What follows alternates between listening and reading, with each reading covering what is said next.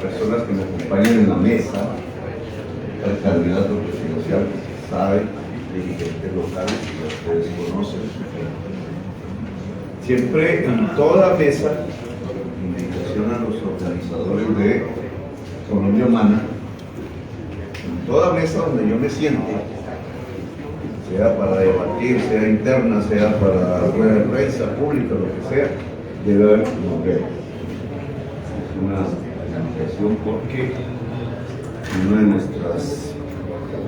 nuestros ejes es el empoderamiento de la mujer. Y empieza, aunque sea simbólicamente, empieza así, digamos. No solamente es un discurso, tiene que ser una realidad permanente. Voy a tratar de ser breve porque la idea aquí es que ustedes pregunten y podamos tratar de que esta rueda de prensa sea exitosa. La rueda de prensa es exitosa si lo que se comunica sale, obviamente, si no, es la idea.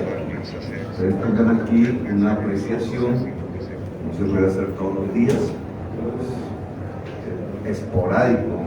Campañas que comienzan a partir del 13 de noviembre, jurídicamente comienzan las campañas de consulta presidencial y de Congreso, que empiezan a inscribir listas. Aún faltan unos días, pero todavía no estamos propiamente en campaña, calentamiento, reuniones políticas que hemos avanzado, dos procesos políticos que avanzan, uno recién, vertebrar Colombia Humana como un movimiento político legal, no habíamos podido en 4 años, a pesar de haber sido la segunda votación del país, y configurar una gran confluencia política diversa, en todo el sentido de la palabra, que es el pacto histórico, que tiene un objetivo primero, lograr mayorías en el Congreso de Colombia, para garantizar una gobernabilidad democrática. Segundo objetivo, ganar la presidencia. Tercer objetivo, lograr que ese gobierno del cambio en Colombia pueda garantizar una forma de gobernanza que sea a través del consenso máximo de los pactos. Colombia necesita un pacto, un nuevo contrato social. De hecho no es nuevo porque nunca lo ha tenido.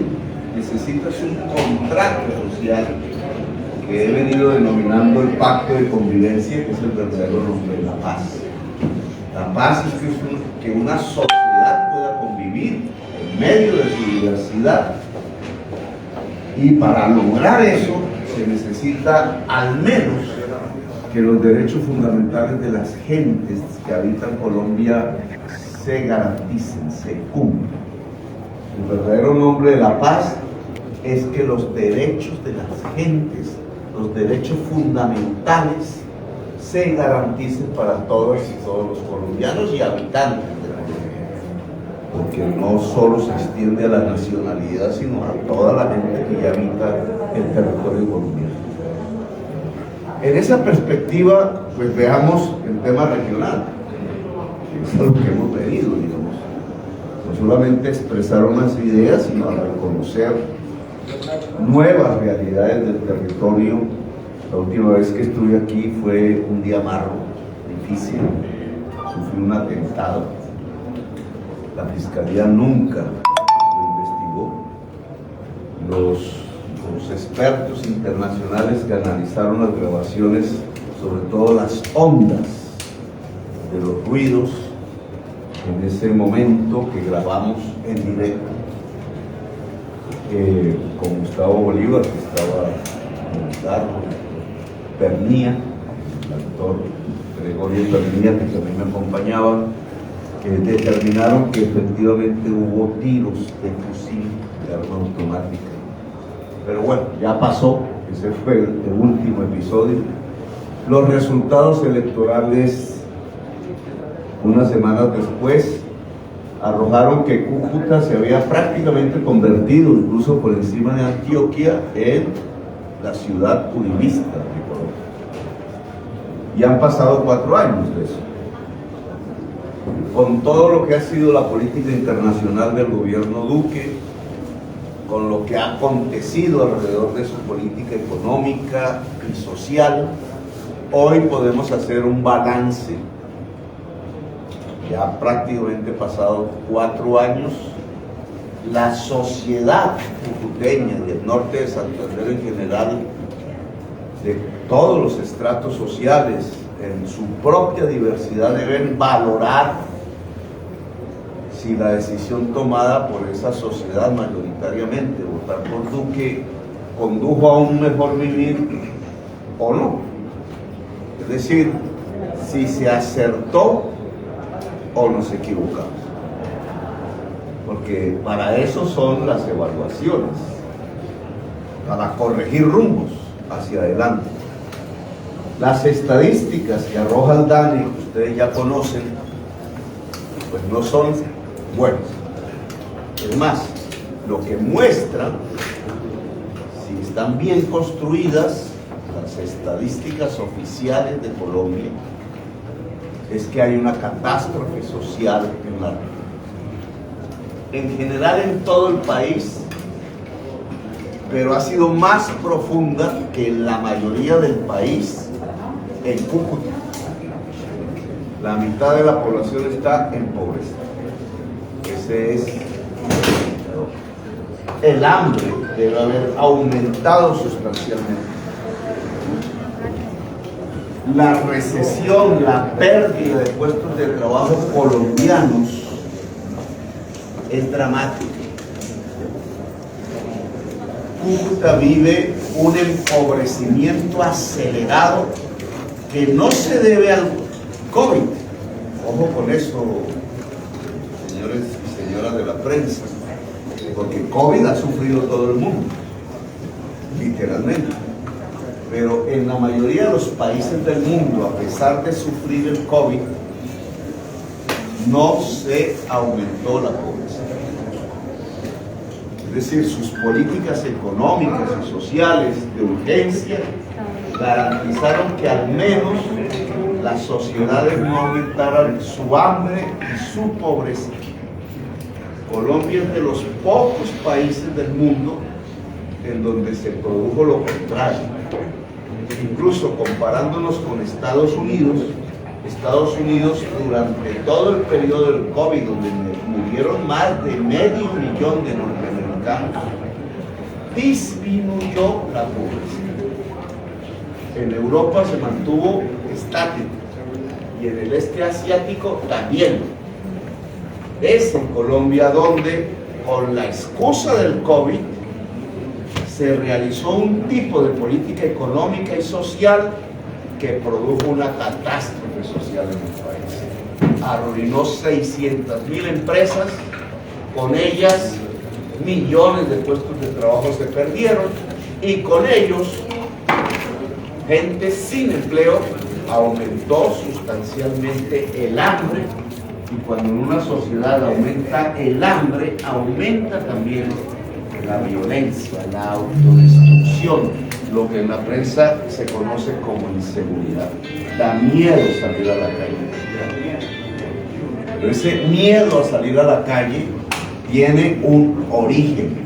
El riesgo, el peligro de la calle que sufre cualquier persona que quiera cruzarla tiene que ver con el hambre. Colombia se convirtió en un país del hambre. Ahora, estamos en la frontera, lo cierto es que al otro lado de la frontera también.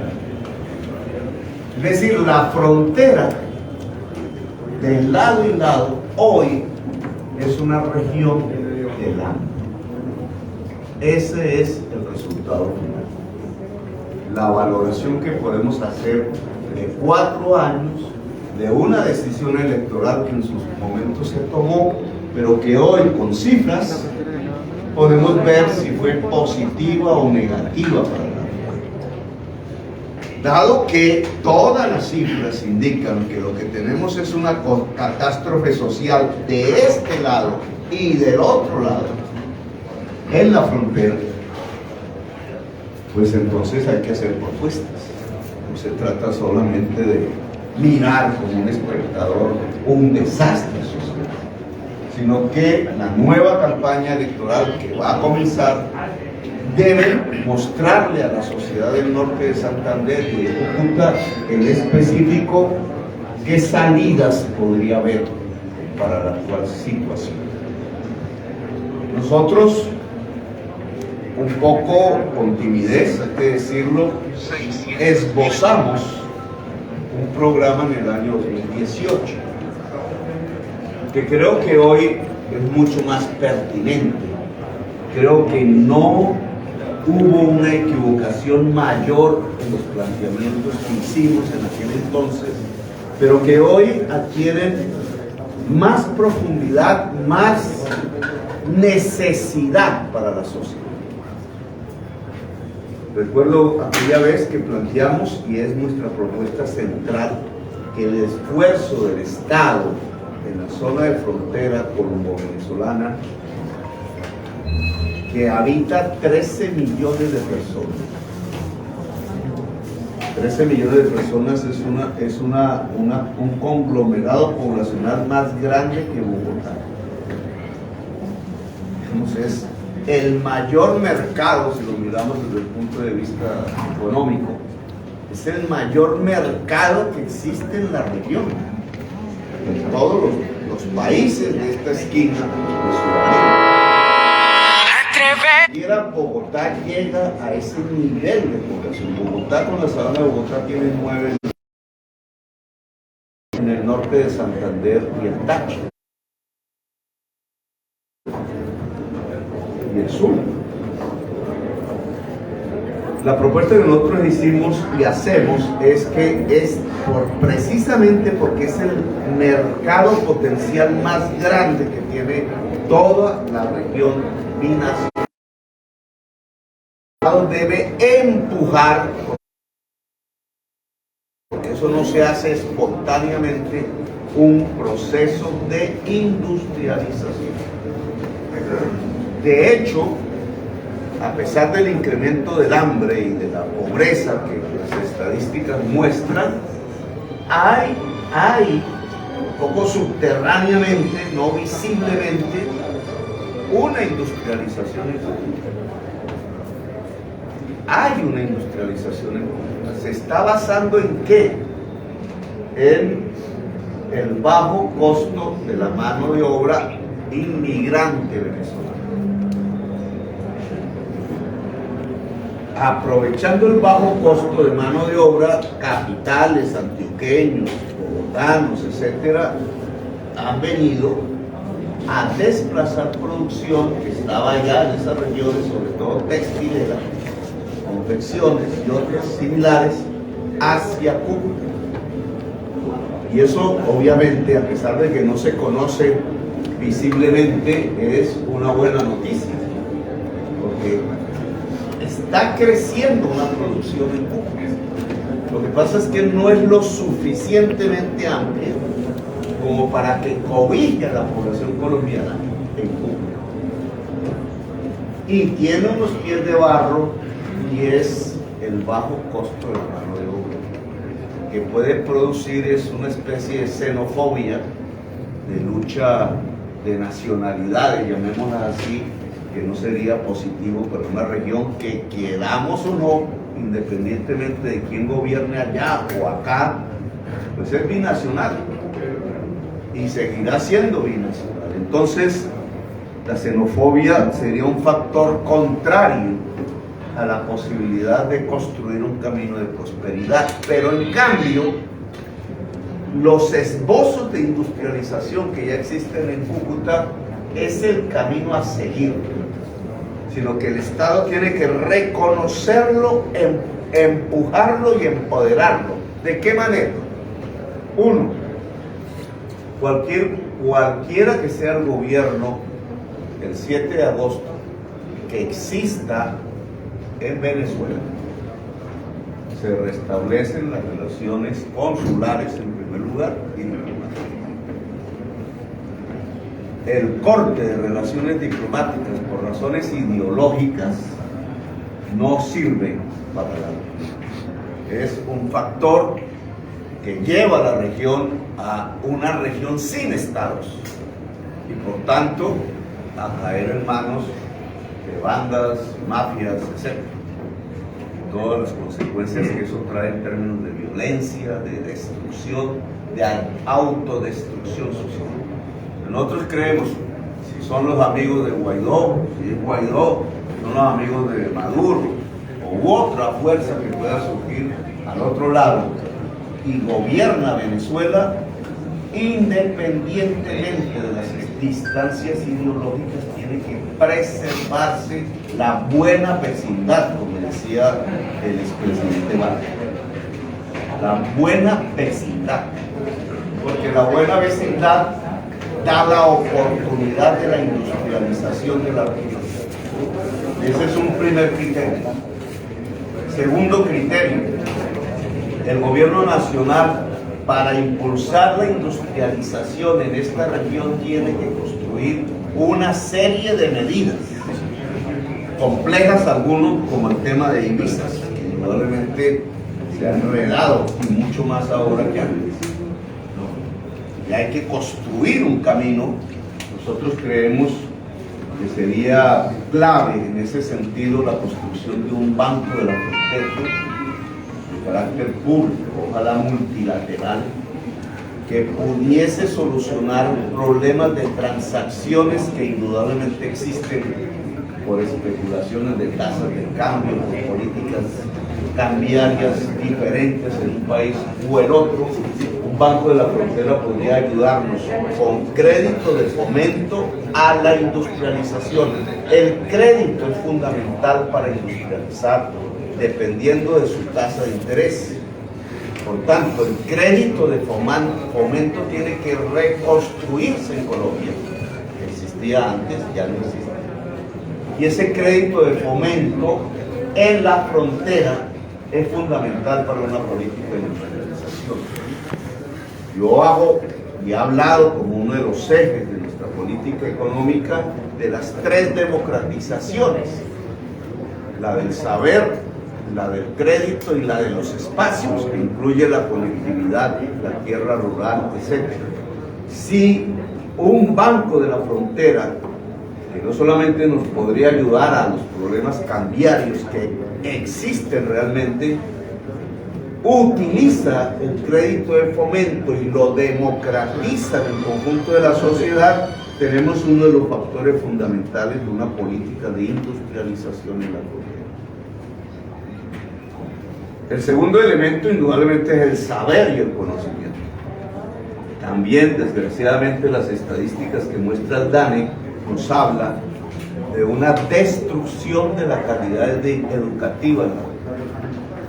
Siendo la región famosa, con un historial que viene desde la República, desde el inicio de la República, incluso desde antes, de universidad, de esfuerzo en la educación superior. Un señor como Santander hizo un énfasis allí, digamos, ese es uno de sus más valiosos aportes, más que militares o normativos. Uno de los mayores aportes de Santander a la historia de Colombia es su énfasis en lograr educación pública. Y en esa medida me parece que ese esfuerzo hoy, venido a menos, en todo el país venido a menos, pues es el que sirve para una política de industrialización. Nosotros hemos propuesto que las universidades públicas se expandan de tal manera que puedan cubrir el conjunto de la juventud y garantizar como derecho la educación superior, no solamente por la expansión de la universidad, que significa dinero presupuestal, sino porque sea gratuita y porque tenga calidad. Una universidad pública, gratuita y de calidad, que le cuesta al Estado, al gobierno, el hecho de que tendría que priorizar como gasto presupuestal la educación para poder garantizar en toda Colombia una cobertura para la actual juventud en educación superior en sus diversas facetas tecnológicas, técnicas o de academia clásica, se necesita hacer saltar el presupuesto de 4 a 14 millones de pesos anuales. El presupuesto de Colombia es de 350 billones. La mayor parte es deuda. Por el lado de los ingresos, deuda, por el lado de los gastos, paga deuda. Ese es el mayor gasto de Colombia.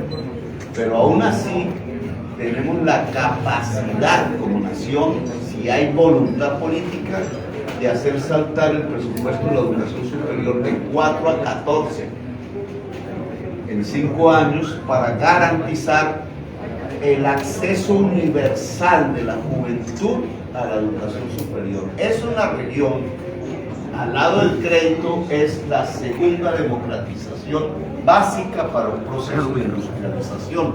No puede haber industrialización sin conocimiento propio. La industrialización no es solo un problema monetario, es un problema de conocimiento y es fundamentalmente un problema de conocimiento. El Estado, y estas ya son parte de políticas concretas, el gobierno nacional no puede cobrar impuestos de renta a las empresas que se localicen en frontera. Esto hay ejemplos pasados, etc. Si la producción de las empresas de frontera son para exportación. Lo que nosotros queremos es que empresa que exporte no pague impuesto de renta. Que Colombia tiene que convertirse paulatinamente en un país exportador de valor agregado. La reconstrucción de la buena vecindad nos ayuda en ese propósito, porque el mercado del otro lado era el que nos compraba mercancías con valor agregado y la perdimos por una cuantía que llegó a ser de 5.000 millones de dólares. Solo que no se producía en Cúcuta. Cúcuta veía pasar las tractomulas y el dinero para el otro lado, pero no quedaba mayor cosa aquí. Ahora se trata que la plataforma exportadora se ubique en Cúcuta y la región. Y para ello un incentivo es que empresa que exporte realmente, porque hay trampas, empresa que exporte realmente no pague impuesto de renta si está localizada en la frontera. Otra medida concreta: los costos de energía. Cuando se comparan por qué las ramas productivas colombianas no compiten con ramas productivas similares, incluso en América del Sur, peor aún con Norteamérica, hay dos grandes costos que no son los de la mano de obra. Aquí vuelvo un poco al principio de la reunión, que pesan en contra de la producción nacional. Los costos financieros, peor si es un pequeño empresario, una señora de confecciones que tiene que irse al gota a gota, peor, eso rompe completamente las posibilidades, pero que queremos solucionar con el Banco de Fomento de la Frontera. Y el otro costo es el costo de la energía. Como ustedes saben, yo propuse abaratar los costos de la energía a partir de las energías limpias, usando la energía solar. En otras regiones es la eólica, en otras el agua, etcétera, pero agua, sol y viento le permiten a Colombia la suficiente capacidad potencial de generación de energía eléctrica para abaratar los costos de la energía. Solo La Guajira, entre paréntesis, usando solo los vientos, una región con vientos en un año de energía puede generar 35 gigas. Si usted aumenta la oferta de generación de energía, baja el precio. En Colombia, que tiene la energía eléctrica más cara de América, y por eso no competimos, no baja el precio de la energía porque tenemos un monopolio de la generación de la energía eléctrica y un Estado y un gobierno a través de la Comisión Reguladora que protege los intereses de las 5 o 6 empresas que generan energía eléctrica. Nosotros queremos democratizar la generación de energía eléctrica. Con la energía solar, cualquier municipio de Colombia puede generar energía eléctrica. De tal manera que la oferta aumente tanto que su precio caiga. Y al caer el precio, las capacidades de competencia en ramas industriales aumentan. Además del ingreso del hogar colombiano, que parte de él se destina al pago de servicios públicos. Y finalmente, dentro de esta política que proponemos de industrialización de la frontera, queremos, lo propuse en el 2018, un señor aquí muy conocedor de la historia de la región me lo enseñó. Un librito que todavía tengo, ese fue el mismo día amargo. La construcción de un tren moderno de Cúcuta a Santa Bárbara, el puerto en el lago de Maracaibo. Todo bogotano, barranquillero, paisa, pastuso, boyacense cree que Cúcuta es una ciudad andina.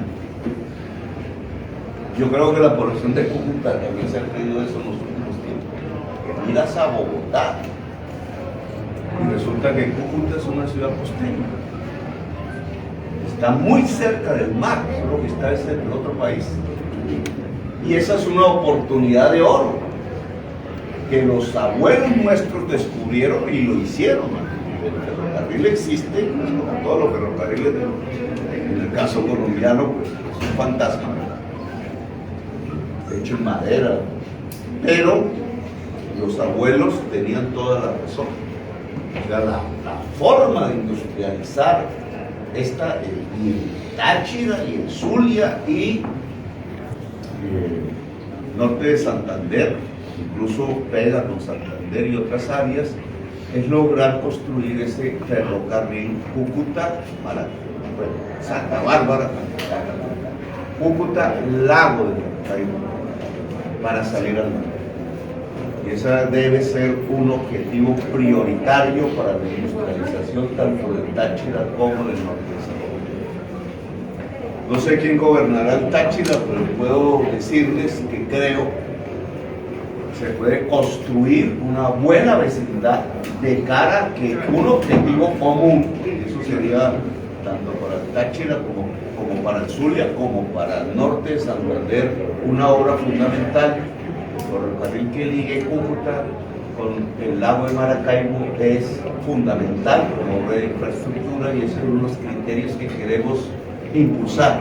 Es más, la reconstrucción diplomática debería tener ya como un eje la posibilidad de construcción de ese ferrocarril en manos de gente que no sea corrupta, ni de allá ni de acá. Entonces nunca veremos esa obra, como hasta ahora no la hemos visto. Aquí SADE nos propone el precandidato del compite conmigo, o sea, si SADE me gana, no seré yo el candidato presidencial, pero SADE propone una idea que las normas colombianas permiten, que tiene que ver más con gestión, digamos, del territorio, y es que el área metropolitana que existe puede ser binacional, de acuerdo a la ley.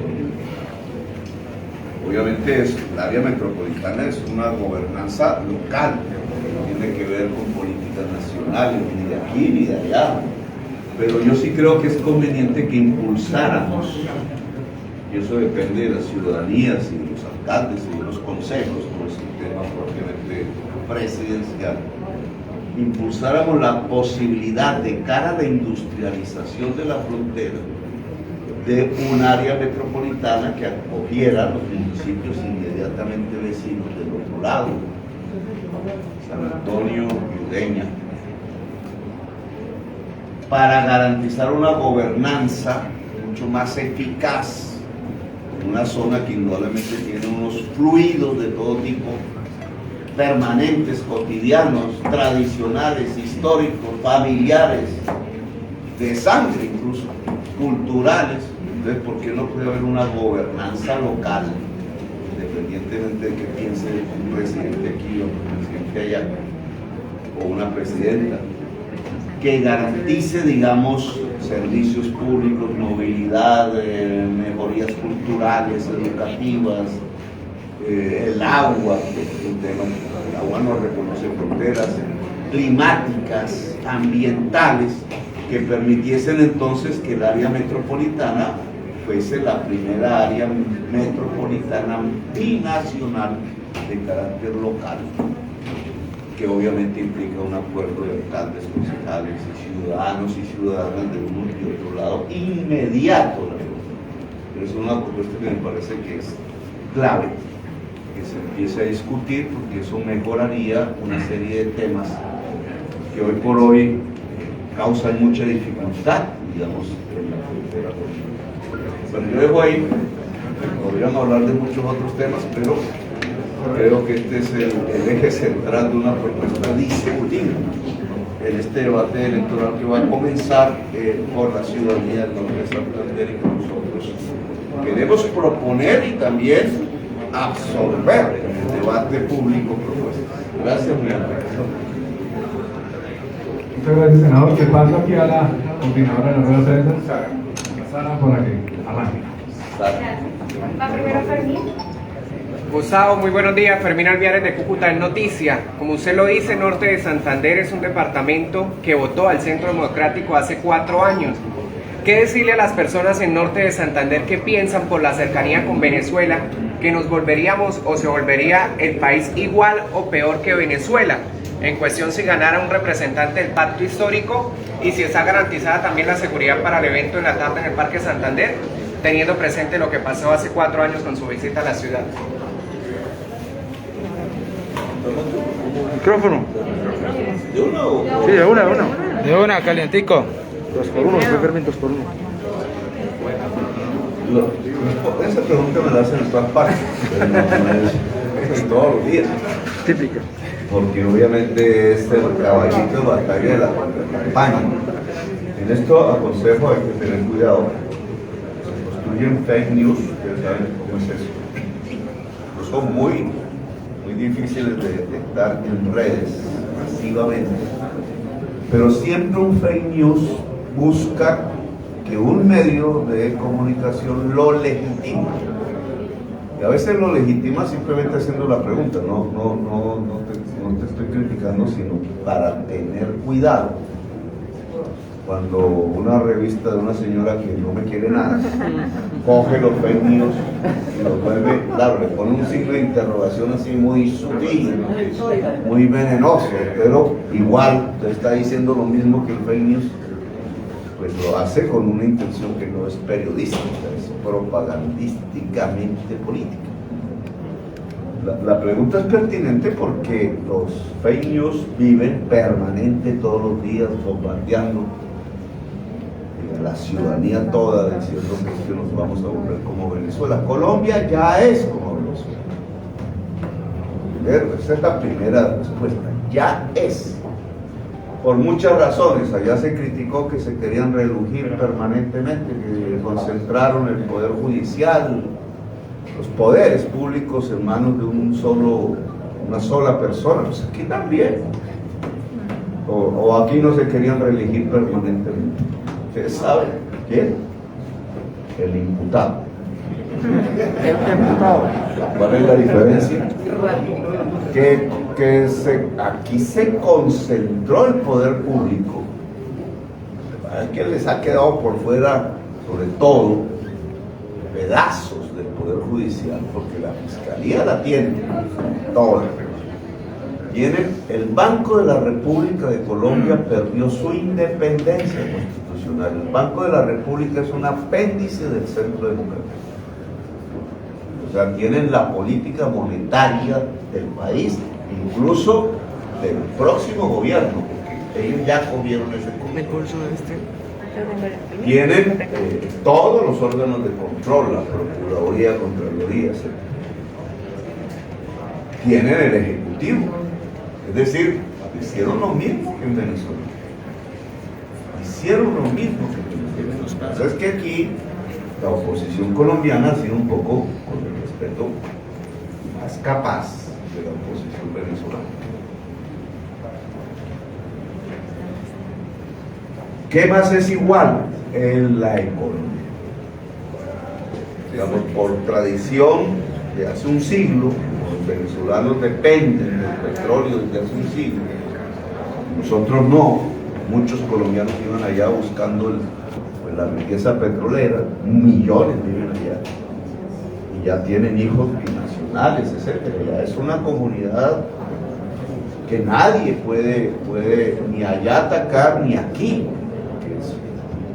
Digamos, tiene raíces en la sangre, pero esa dependencia del petróleo de la economía venezolana los acabó. Cualquier periodista me puede decir, sí, pero no solo fue por depender del petróleo, sino porque hubo una actitud antiempresarial. Junto, la economía colombiana se desploma porque básicamente se cae el precio internacional del petróleo. En Colombia también toda la política de los últimos 40 años ha consistido en cómo dejar de depender de un producto agrario como el café, que daba 1,5 millones de puestos de trabajo, y pasar a depender del petróleo y del carbón. En el año 2013 exportamos 40.000 millones de dólares en petróleo y en menor medida en carbón. Es lo mismo. Y como se nos cayó el precio internacional, porque se cae el precio internacional tanto para venezolanos como para colombianos, pues aquí entramos en crisis económica y por eso aumentó el hambre. Entonces, ¿quién tiene más hambre? Imagínense esa competencia. ¿Quién tiene más hambre? ¿Los del Táchira o los del norte de Santander? ¿Los de Venezuela o los de Colombia? Si esa competencia no nos sirve. A ver, ¿quién gana en el campeonato mundial del hambre? No, el mismo modelo económico dependiente de combustibles fósiles que existe en Venezuela, el gobierno venezolano ha profundizado, y que existe en Colombia y que el gobierno colombiano ha profundizado, ha llevado a una catástrofe social a ambas sociedades. Entonces, yo que estoy proponiendo es un modelo diferente, que es agricultura, agroindustria e industria, basada en el conocimiento y en energías limpias. Esa propuesta mía ni se implementa en Venezuela, ni se implementa en Colombia. Es una propuesta nueva. Entonces, digamos, la tesis que nosotros volveríamos a Colombia como Venezuela son fake news, porque Colombia ya es. Lo que nosotros proponemos, si nosotros estuviéramos allá, en nuestra función, pues estaríamos proponiendo el cambio del modelo económico de Venezuela. No va a depender del petróleo si el mundo va a dejar de consumir petróleo. Pero como somos colombianos y estamos en Colombia, entonces se lo proponemos a Colombia. ¿Cómo vamos a depender del petróleo si el mundo va a dejar de consumir petróleo? Tenemos que hacer algo para reemplazarlo, y podemos. Que entre otras me sirve para hablar del tema del carbón, que en norte de Santander es importante, sobre todo la producción de cobre que se exporta. No es que Petro vaya a acabar el carbón, la extracción de carbón en Colombia, es que el mundo rápidamente va a dejar de consumirlo, incluso el cobre. Coque es quizás lo que más resista en el tiempo. Pasará mi gobierno y quizás otros dos más, y aún se seguirá exportando coque. Pero el norte de Santander debe entender que ya hay tecnologías que permite hacer acero sin coque, y que se la van a implementar, incluso la van a subsidiar en el mundo, precisamente para salvar la vida de la humanidad. como eso es así, entonces lo que hay es que preparar las condiciones para que un cierre del mercado mundial para carbón, para petróleo, no provoque una catástrofe social en Colombia.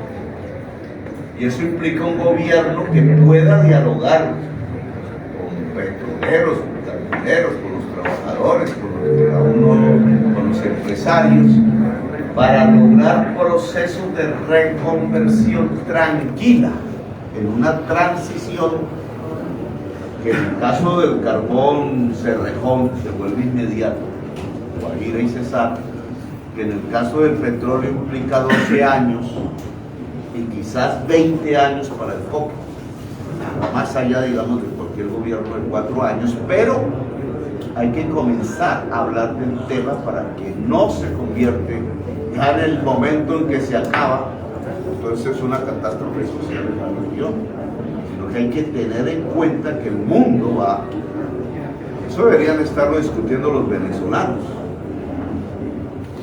pero no lo discuten.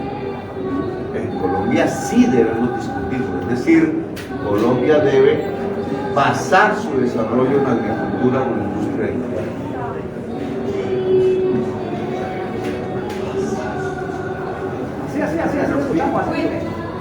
Buenos días para todos. No le contestó lo de la carta. Se ha hecho una introducción muy importante sobre el tema de la frontera, pero internamente parece que renace la problemática de la violencia. En las zonas del Catatumbo, toma a bases militares, ataques a estaciones de policía, incluso ya bloqueos de vías, dejando bombas, etc. Este gobierno ha hablado mucho de la política de seguridad. ¿A qué se debe que en esta región, precisamente donde hubo una mayoría de votación para el Centro Democrático, digamos, las fuerzas militares estén siendo atacadas en este momento por disidencias de las FARC o por otros grupos armados de la ley? ¿Cuál sería su propuesta? Primero escaparnos un poco, hay un sesgo ideológico en mirar la violencia hoy en Colombia, porque todavía lo miramos con el prisma, digamos, de los años 60, 70. Entonces creemos que hay guerrillas de izquierda, que hay insurgencia. Hoy esa violencia, llamémosla de grupos armados, organizados, no tiene nada que ver con eso. Y hay que mirarla como es hoy. Lo que tenemos es señores de la guerra, así se llama el concepto mundial, no solo en Colombia, en África, en el Medio Oriente. Señores de la guerra que pueden fortalecer ejércitos gracias a que depredan la riqueza que hay en una región. Y esa riqueza puede llamarse cocaína, plata. Y en Colombia generalmente es cocaína, no solamente, pero generalmente es porque es una riqueza, porque la prohíben.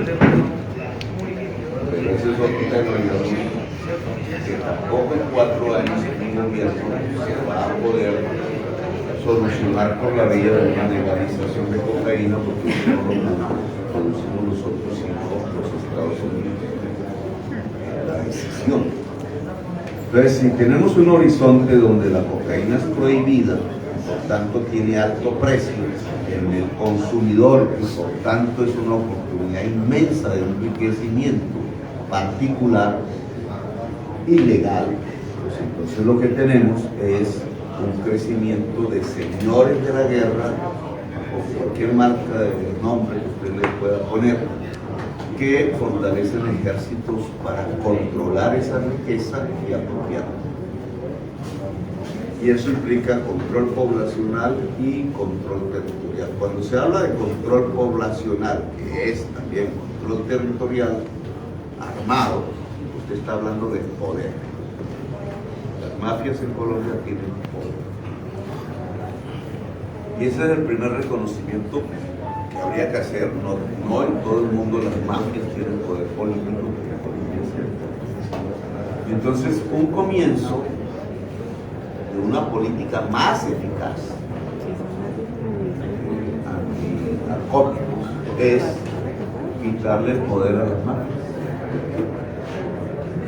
Y este es un comienzo, que se debilita. Por definición se debilita, y si se debilita puedes establecer otro tipo de política. Incluso puedes establecer una política de desmantelamiento pacífico del narcotráfico. Bueno, que no hemos hablado mucho en Colombia, pero que creo que habría que debatirlo. Pero primero hay que debilitarla. Debilitarla es quitarle el poder sobre la población. Entonces, ¿qué núcleos de población controlan las mafias ilegales? Pues la población campesina productora de hoja de coca, pasta de coca más específicamente, y la población consumidora, generalmente juvenil, no siempre barrial, ciudadana. Si usted separa la población consumidora de las mafias y separa la población campesina de las mafias, ya la está debilitando. Y para lograr eso hay políticas, incluso experimentadas en el mundo. En el caso de consumidores, separarlas del jíbaro, que implica una política diferente respecto al consumo.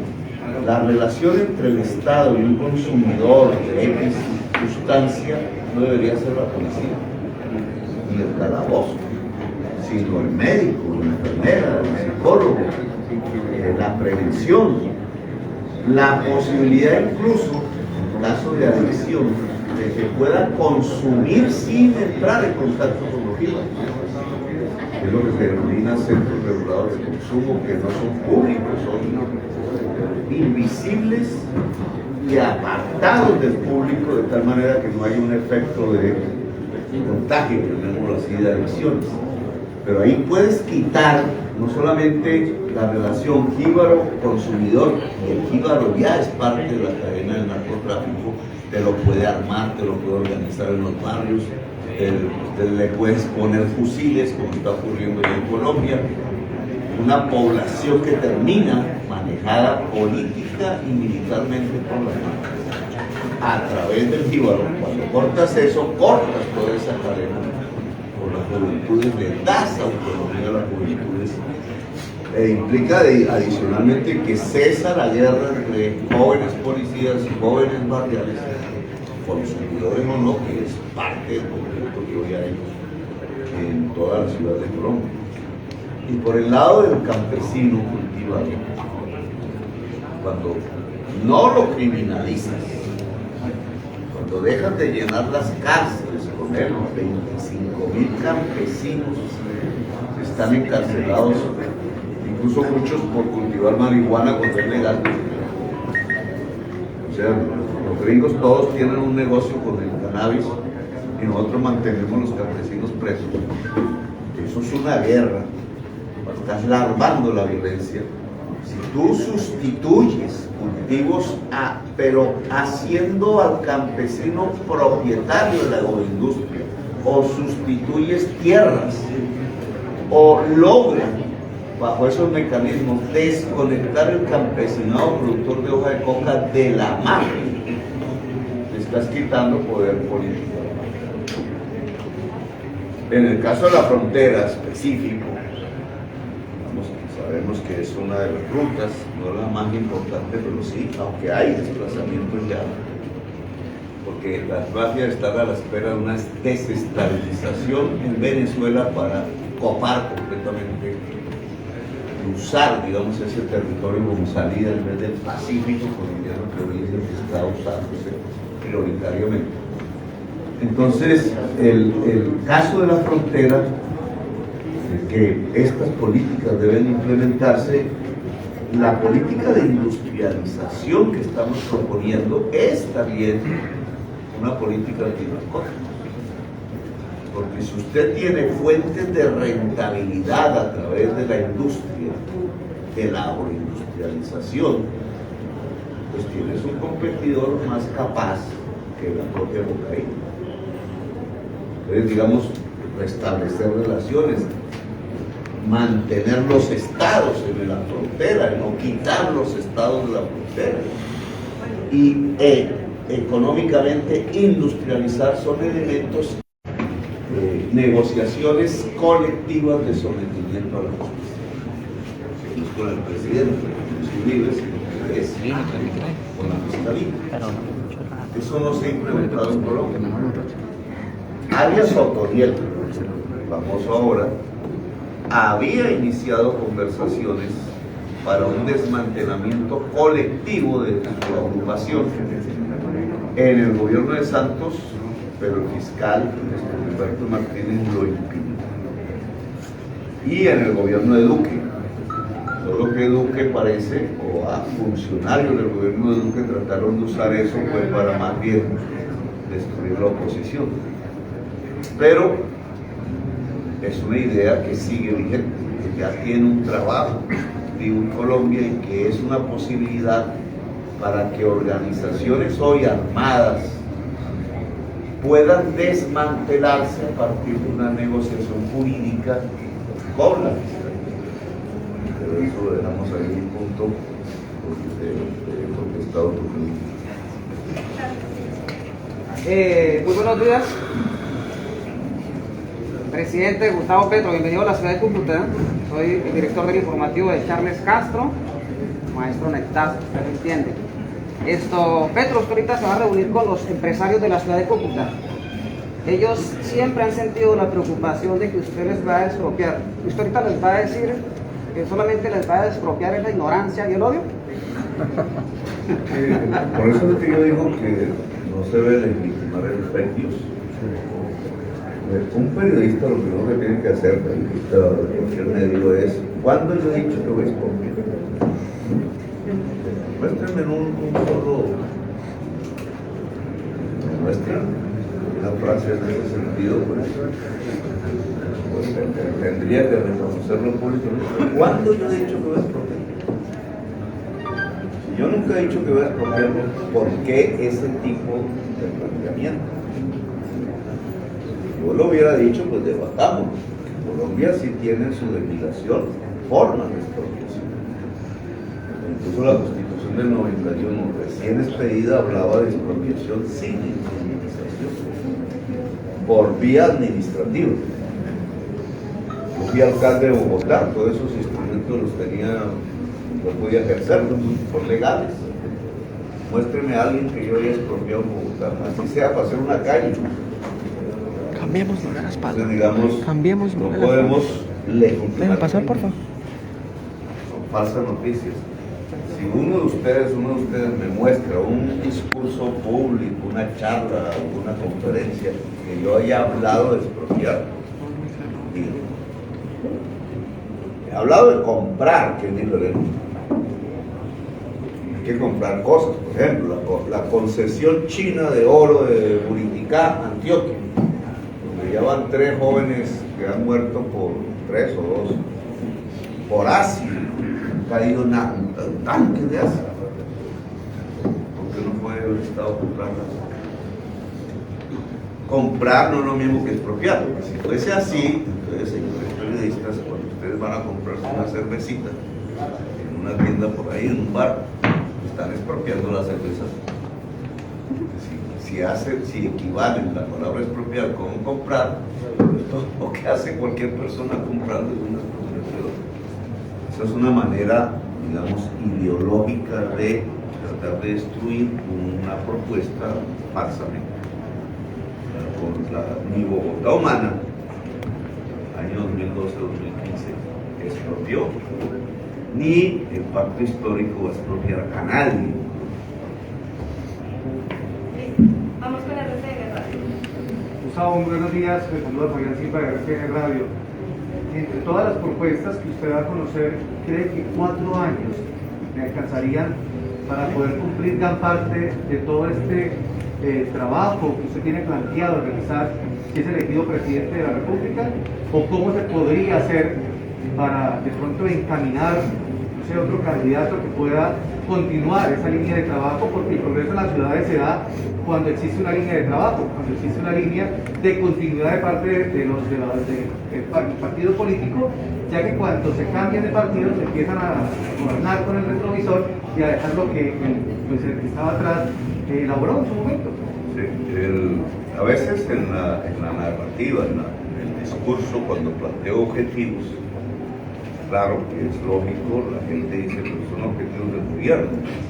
Entonces, industrializar a Colombia se hace en 4 años. Pues no. No es un modelo de desarrollo y lo vamos a implementar en décadas. Modernizar la agricultura de Colombia es una cuestión por lo menos de una década, década y media, si se comienza ya. También está la otra ficción. Entonces, como es a 12 años, entonces no comenzamos y se espera, ¿no? Mi gobierno será de transiciones. Cuando se va a cambiar un modelo como el de salud, hay que hacer una transición. Cuando se va a cambiar un modelo como el de pensión, hay que hacer una transición. En términos económicos, con mayor veras. Cuando hablamos de desligarnos del petróleo, esa transición incluso se puede medir, son 12 años. No es de la noche a la mañana. Hay cosas que sí se pueden hacer de la noche a la mañana. Cesar la exploración petrolera, proteger la industria de confecciones textiles de Colombia, subiendo las aranceles. Y lo proteges. Claro, tienes que sacar un poco de productos de la DIAN. El contrabando es un problema de corrupción de la DIAN, no de autorusia, de corrupción de la DIAN. Pero hay cosas que indudablemente, una sociedad del conocimiento, son décadas. Comienzas con la juventud, que una sociedad del conocimiento es que toda la sociedad tenga acceso al saber. ¿Cómo puedes lograr eso? Pues en mucho tiempo, pero comienzas con, por ejemplo, que la conectividad sea para todo el mundo. Comienzas con el presupuesto de la educación superior aumente paulatinamente hasta alcanzar los 14 millones de pesos de años. Estas son las transiciones. Ahora, como son varios gobiernos, entonces ahí surge la pregunta que la entrevista directa prefería almohada de cama. Como es, un libro, sí, en el nochero. Entonces decía, que ese libro lo elegimos. No, el pacto histórico, y esa es la propuesta que hemos hecho a la diversidad política y social colombiana, es como se hizo en España, como se hizo en Chile, como se hizo en toda Europa, como se hizo en Estados Unidos. Cuando hablaron del nuevo pacto, es un tema que tiene que tener varios gobiernos si la ciudadanía quiere. Entonces, aquí tenemos ensayos, el Frente Nacional con otros objetivos. Lo vio.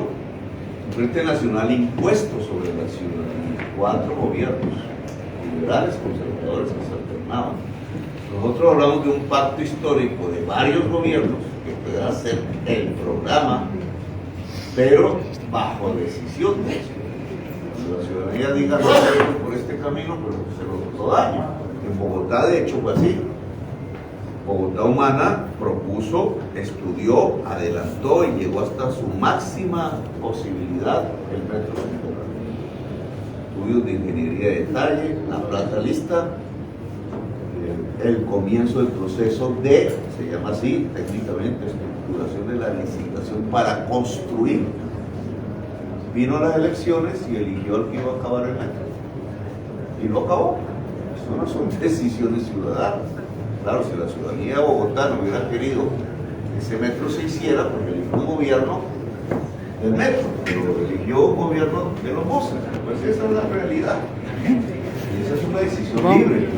No me gusta, pero esa es la decisión ciudadana.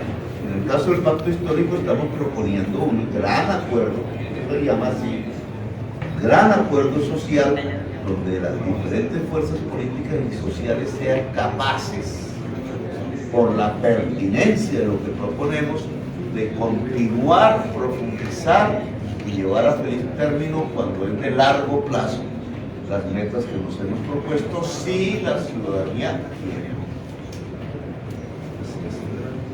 Creo que nos toca.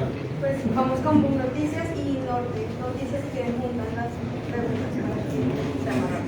Bueno, buenos días. día, senador. Usted ya ha hecho un análisis profundo de la problemática del Catatumbo y norte de Santander con respecto al tema de los atentados y demás.